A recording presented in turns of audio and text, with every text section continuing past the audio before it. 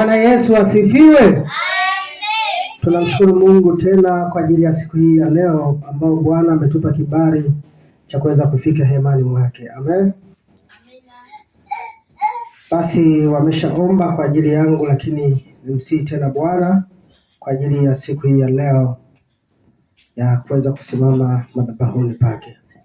Baba, katika jina la Yesu na kushukuru Mungu mfalme wa amani, na kushukuru kwa ajili ya sana wakati kama huu ambao tena watoto wako tumeweza kukusanyika hemani mwako Bwana.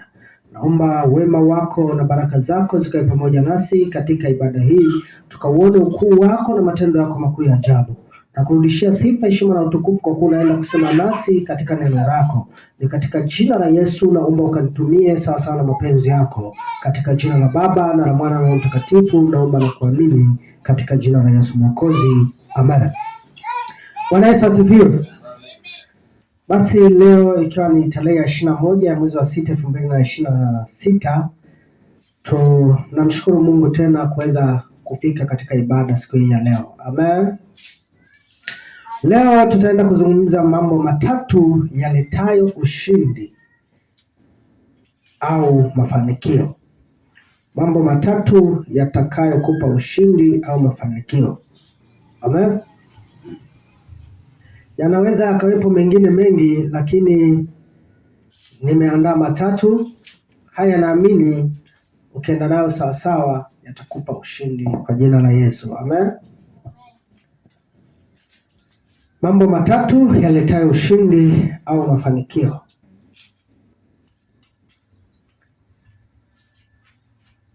Jambo la kwanza ni neno la Mungu.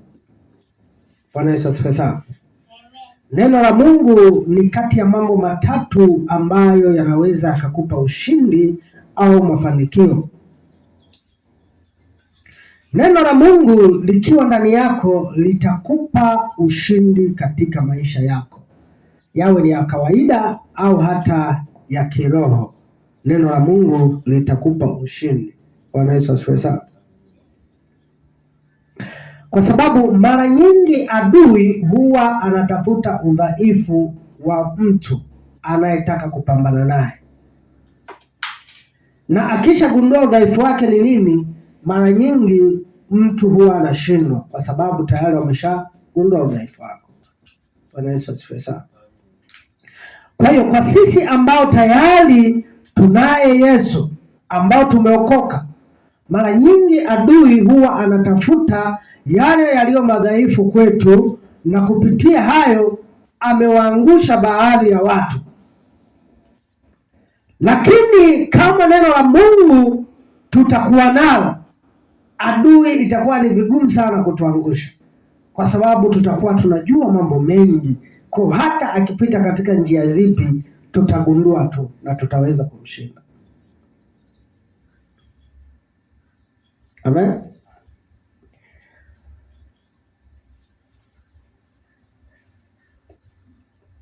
Wakati Yesu alipojaribiwa na shetani, shetani alitumia neno la Mungu. Neno hili ambalo limeandikwa, lakini neno hili halikuwa au shetani hakuwa amekusudia matokeo mema. Japo alitumia neno la Mungu, lakini lile neno la Mungu alilolitumia, matokeo yake hayakuwa matokeo mema. Badala yake alikuwa na jambo lingine nyuma yake. Na watu wengi, Wakristo wengi wamedanganywa kupitia neno hili la Mungu. Watu wengi wamedanganywa. Na ndio maana tunatakiwa kulijua neno la Mungu vizuri. Tunatakiwa tuwe na neno la Mungu vizuri, ili kwamba hata adui atakapotumia neno, atakapokuja kwa njia ya neno, tuweze kumgundua, tuweze kumshinda. Kwa ndio maana kati ya mambo matatu yanayokupa ushindi au yaletayo ushindi na mafanikio, neno la Mungu ni jambo mojawapo kati ya hayo matatu. Haleluya. Amen. Kwa hiyo tunapaswa kuwa na neno la Mungu, na ndio maana tunasisitizwa sana tusome neno kila siku. Kila siku jitahidi hata mstari kamoja, mistari miwili, ukurasa wa Biblia sura nzima, angalau kwa siku. Ukipata nafasi unapitia, hata kama kwenye simu, kwa wale wenye simu, unapokuwa kazini unasoma, kwa sababu ile itaendelea kukuimarisha na kukupa ulinzi, kwa sababu utakuwa na neno la Mungu ndani yako. Kwa hata adui atakapoinuka kupitia neno, utajua namna gani ya kuweza kumshinda.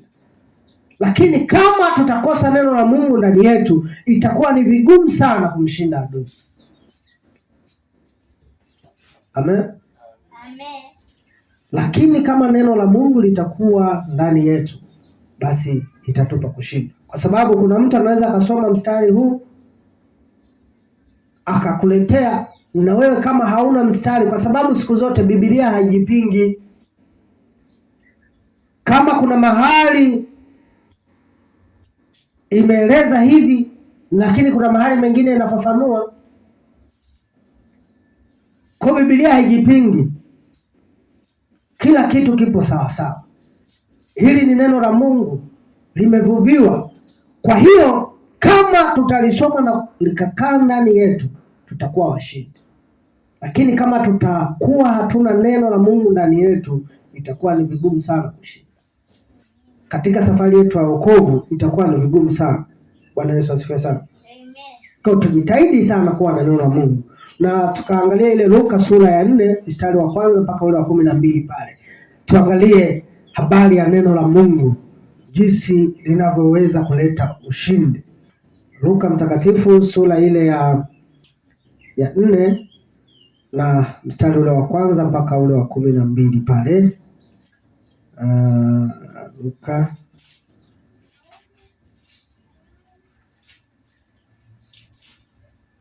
Luka sura ya 4 mstari wa kwanza mpaka 12. Tumefika?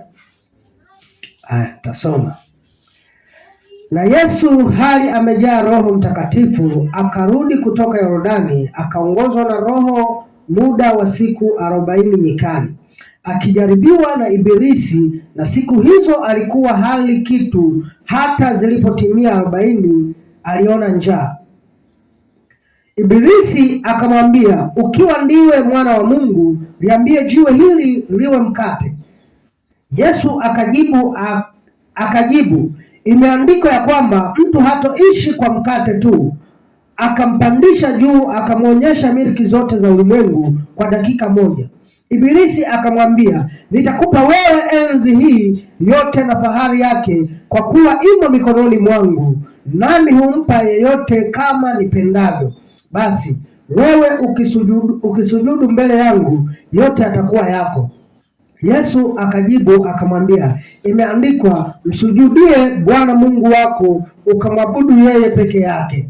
Akamwongoza mpaka Yerusalemu, akamweka juu ya kinara cha hekalu, akamwambia, ukiwa ndiwe mwana wa Mungu, jitupe chini, kwa maana imeandikwa, atakuagizia malaika zake wakulinde, na ya kwamba mikononi mwao watakuchukua, usije ukajikwaa mguu wako katika jiwe. Yesu akajibu akamwambia, imenenwa, usimjaribu Bwana Mungu wako. Basi ni 12. Yesu akajibu akamwambia, imeandikwa, usimjaribu Bwana Mungu wako. Basi nimalizie hiyo, nilikuwa nimeanza kuisoma 13 pale. Basi alipomaliza kila jaribu, Ibilisi akamwacha, akaenda zake kwa muda. Bwana Yesu asifiwe sana. Sasa unaweza ukaona adui anajua maandiko, japo hana uwezo wa kuyatumia katika mema. Haleluya. Hapa shetani anakuja kumjaribu Yesu, na anatumia maandiko na vifungu ambavyo vimeandikwa, lakini Yesu kwa kuwa analijua neno na neno lipo ndani yake, na yeye mwenyewe ndiye neno, akanamjibu kupitia maandiko hayo haya. Bwana Yesu asifiwe sana. Ikiwa ndiwe mwana wa Mungu, ligeuze jiwe liwe mkate. Na Yesu alikuwa na njaa kweli, na uwezo wa kufanya hivyo alikuwa nao.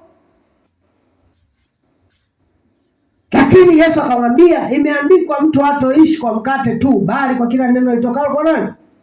Kwa Mungu. Kwa hiyo kama angekuwa hana neno, pengine angefanya vile, na kwa kufanya vile angekuwa amekosea. Shetani tayari angekuwa amemweza. Na ndio maana tunapaswa kuwa na neno la Mungu ndani yetu. Amen, vijana. Amina. Neno la Mungu kama litakuwa ndani yetu, hata tukipitia katika majaribu, dhoruba za namna gani yakaja, tutashinda tu, kwa sababu neno la Mungu lipo ndani yetu. Neno la Mungu ni ushindi. Bwana Yesu asifiwe sana. Amen. Neno la Mungu ni ushindi.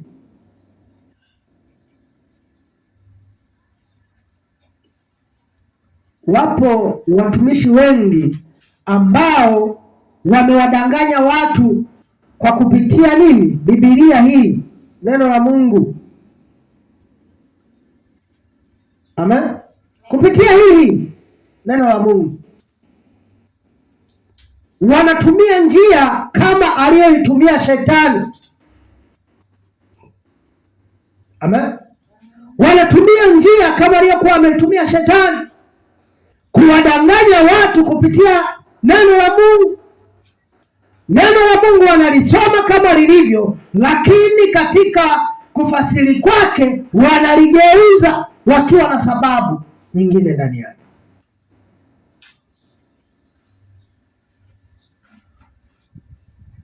Amen. Kwa hiyo kama sisi vijana tutashindwa kuwa imara katika neno la Mungu, tutajikuta tunamkosea Mungu, na wakati mwingine tunapotea kabisa katika leli ya kumjua Mungu. Tutajikuta tumeenda tofauti na lile kusudi la Mungu, kwa sababu neno la Mungu hatupo. Amen. Hivi nadhani wote watumishi wote unaowasikia wote kwamba amekusudia kuwapeleka watu mbinguni? Ikiwa hivyo, basi Biblia inasema uongo. Kama kila mtumishi unayemwona kote wanaohubiri wote wana kusudi la kuwapeleka watu mbinguni, basi Biblia inasema uongo, kwa sababu Biblia imenena habari za watumishi wa uongo, manabii wa uongo. Kwa hiyo hao watumishi wa uongo wapo, manabii wa uongo wapo, na wapo kwa ajili ya kulitimiza andiko, kwa ajili ya kutimiza kusudi. Bwana Yesu asifiwe sana. Hata Yuda alikuwepo kwa ajili ya kutimiza kusudi la Mungu, kwa sababu ilitakiwa mtu amsaliti, naye Yuda naye akalitimiza kusudi la andiko. Sasa jitahidi sana usije ukawa mmoja wa watu watakaotimiza makusudi ya Mungu yale mabaya, kwa sababu wapo wanaotimiza kusudi la Mungu katika hali njema, lakini wapo wanaotimiza kusudi la Mungu katika hali mbaya. Sasa tujitahidi tulijue neno la Mungu. Kama Mungu atatuita katika kutumika kwa huduma mbalimbali, basi na tutumike katika kweli, tuwe na lile kusudi la Mungu na kweli. Tusiwe ni watumishi ambao tunatimiza unabii ulionenwa katika maandiko. Siku zile upendo wa watu utapoa, watu watapenda fedha kuliko Mungu. Sasa tukajikuta ni watu tunaopenda fedha kuliko Mungu, tutakuwa tumetimiza unabii ulionenwa katika maandiko. Amen. Kwa hiyo kama neno la Mungu litakuwa ndani yetu, tutalijua neno la Mungu vizuri, tutajikuta tunakuwa washindi kama Yesu alivyomshinda Shetani. Na Shetani baada ya kuona kwamba kila analopeleka linapanguliwa, Biblia inanena ile 13 Luka pale tumeona kwamba Shetani akamwacha kwa muda. akaondoka.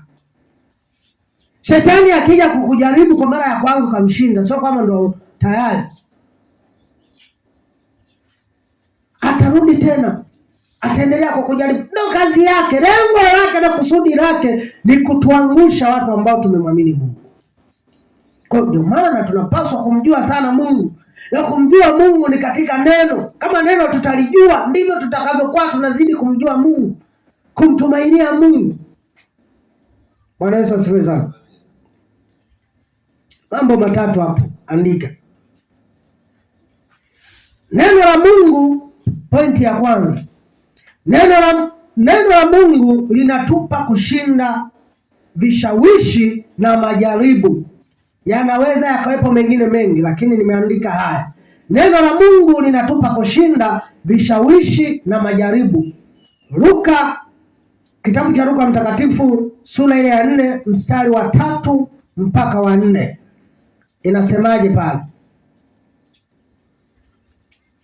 Luka hapo, tusome Luka sura ile ya 4 mstari wa 3 mpaka ule wa 4.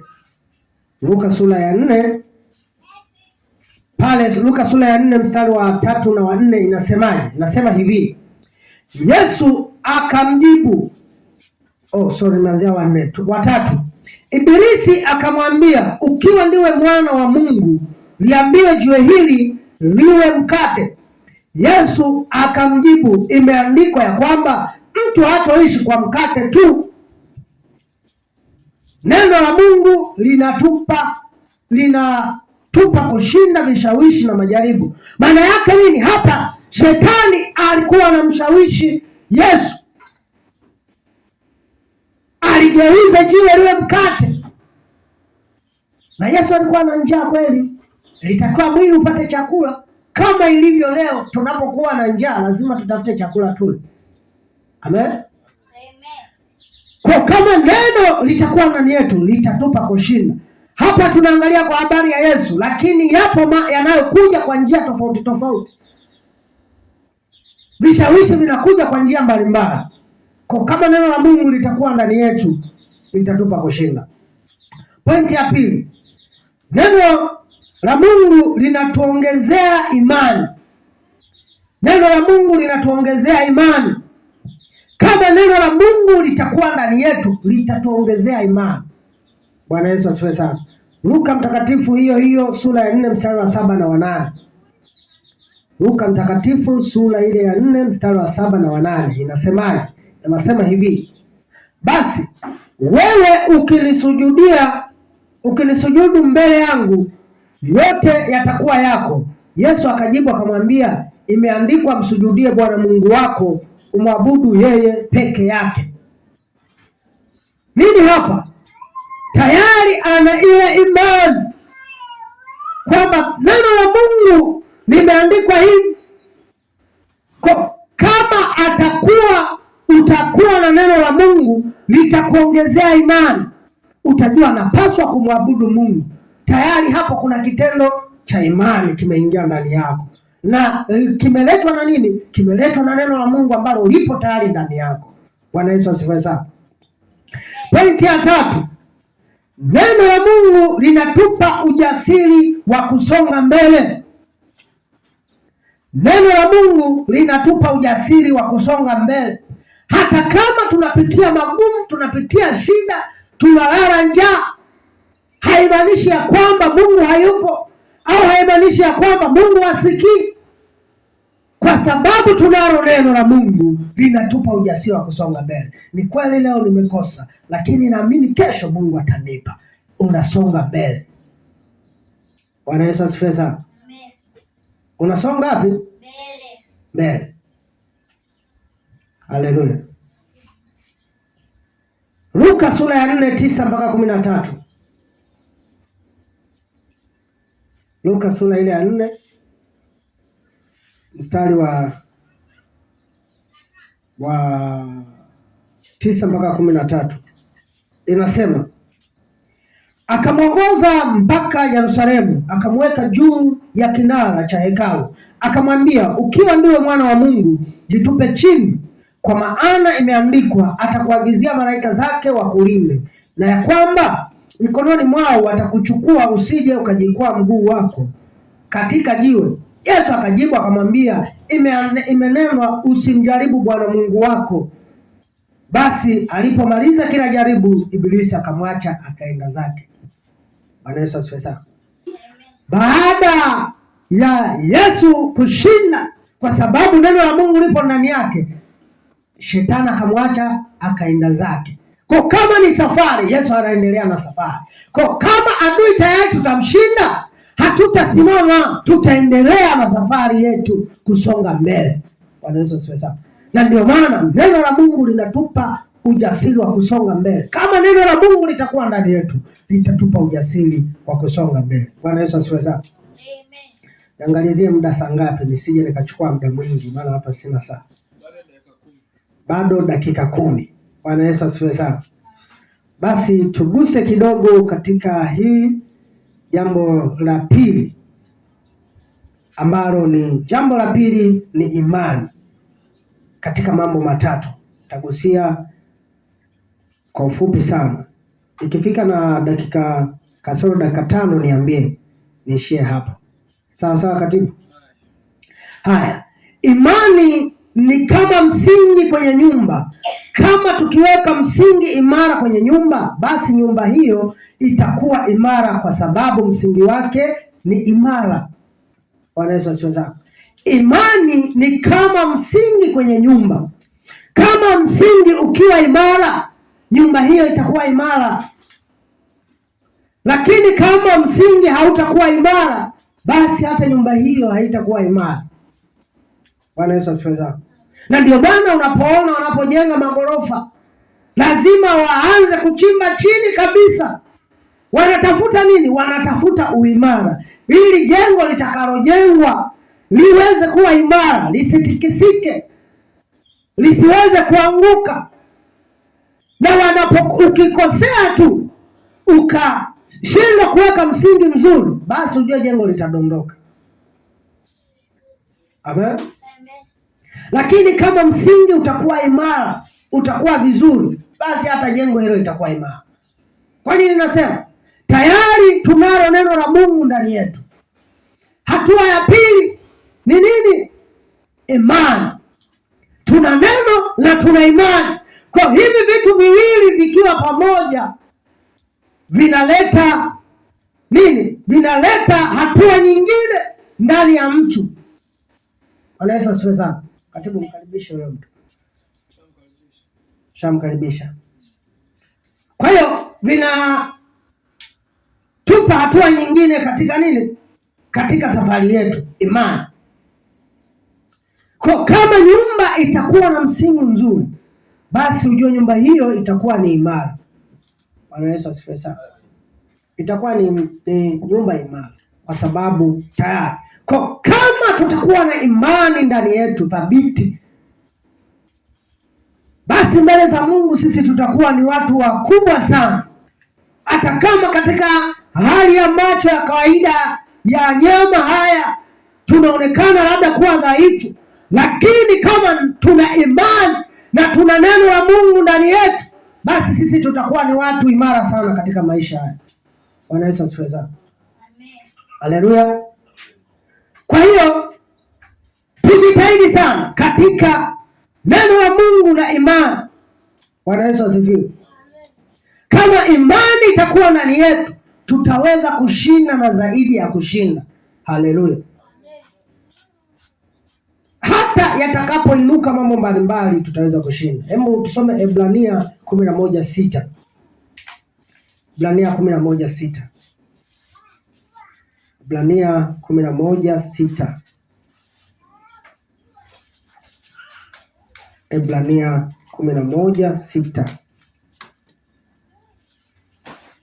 Ebrania 11:6 tumefika.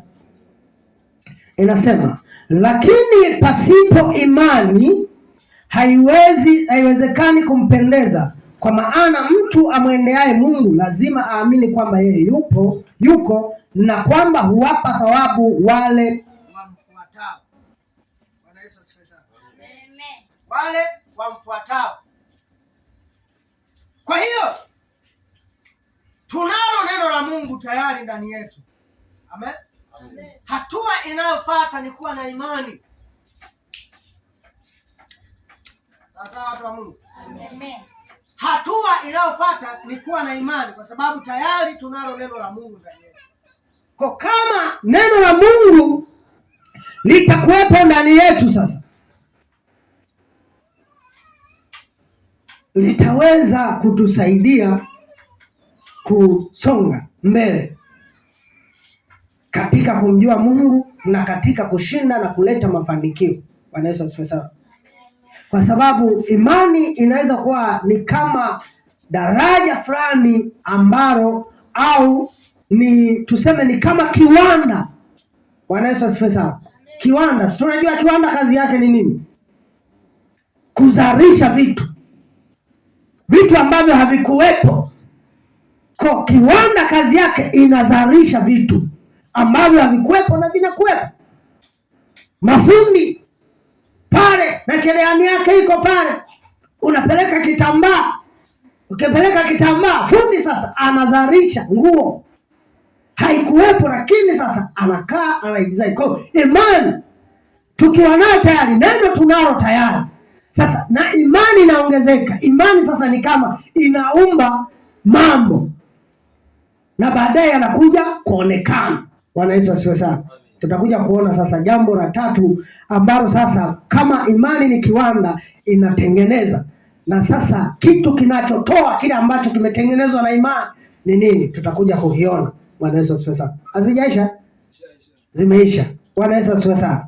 Muda wangu umeisha hapa. Kwa tumeishia hapa kwenye Waebrania 11:6 ambao tumeona imani ni kama kiwanda. Bwana Yesu asifiwe sana. Kwa kusema hayo, Mungu atubariki. Nadhani tutakapopata tena nafasi tutaweza kuendelea. Bwana Yesu asifiwe sana. Kuna mwenye swali ambaye hajaelewa kwenye sehemu ya kwanza ambayo tumeona ujumbe wetu ni mambo matatu yaletayo ushindi, ambao jambo la kwanza ilikuwa ni neno la Mungu, na jambo la pili imani, ambalo imani na hizi kuna pointi hatujamalizia hapa, na baada ya hapo kuna jambo moja ambalo limebakia kati ya yale matatu. Kuna mtu ambaye hajaelewa? Karibu.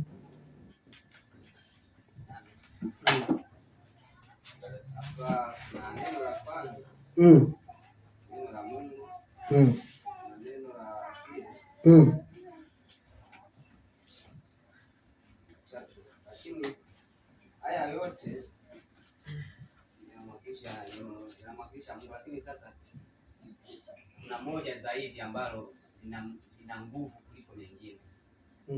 Yaani kati ya haya yote matatu yanafanya kazi moja au ni tofauti? Aha. Bwana Yesu asifiwe sana.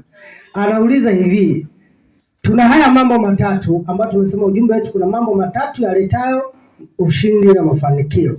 Sasa katika haya mambo matatu, je, kuna nguvu ambayo ni kubwa, dogo, au yote ni sawa? Nadhani swali lako liko hivyo, si ndio? Bwana Yesu asifiwe sana. Naweza kusema hakuna kubwa au dogo, au yote ni sawa. Bwana Yesu asifiwe sana. Lakini yote yanahitajika. Amen. Tuchukulie kwa mfano kama simu. Simu ina vitu muhimu vingapi? Vitatu ambavyo ni muhimu sana. Jambo la kwanza katika simu ni simu yenyewe ile. Amen. Simu yenyewe kama simu lile bodi. Jambo la pili ni betri. Hivyo ni vitu muhimu. Na jambo la tatu ni line. Bwana Yesu asifiwe sana. Kwa hiyo ili kwamba uwe na simu ambayo sasa ipo kamili, inabidi uwe na betri. Betri lazima kwenye simu ile ambayo tayari simu nayo, lazima betri iwepo, kwa sababu kama bila betri kuna vitu bado vitapungua. Bwana Yesu asifiwe sana. Lakini kunatakiwa kuwe na nini? Na line. Bila line hautaweza kuwasiliana japokuwa lipo, japokuwa una simu. Bwana Yesu asifiwe sana. Kwa hiyo kuhusu swali lako, haya mambo yote naweza kusema yapo sawa. na tunapaswa yote tuwe nayo, lakini haya mambo yanasaidiana kuleta matokeo. Ili kwamba tuweze kupata matokeo mazuri, tunapaswa tuwe na yote matatu, ndipo yanapoleta matokeo. Bwana Yesu asifiwe sana. Kama ninge na somo hili, kama tulivyo kwenye swala la kwamba viungo katika mwili wa Kristo, kuna kichwa, mguu, kuna nini. Hawezi ukasema kuna kiungo ambacho sio muhimu katika mwili wa binadamu. Kila kiungo kina umuhimu wake katika mwili wa binadamu.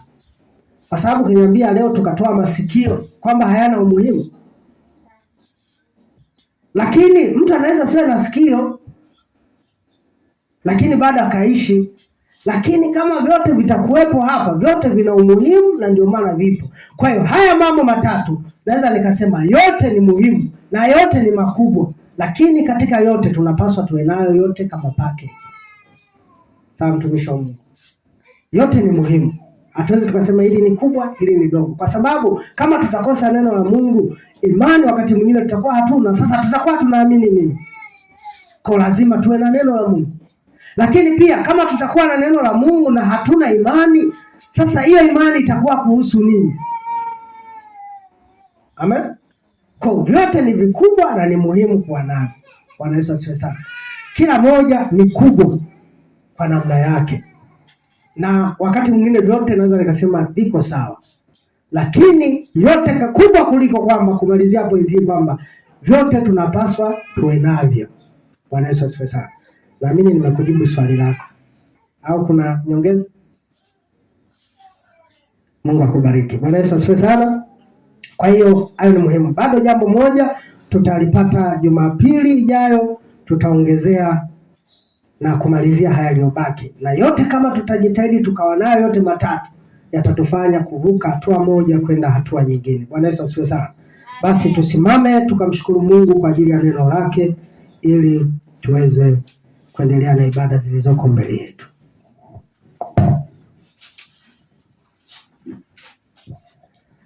Basi tumshukuru Mungu kwa ajili ya neno lake.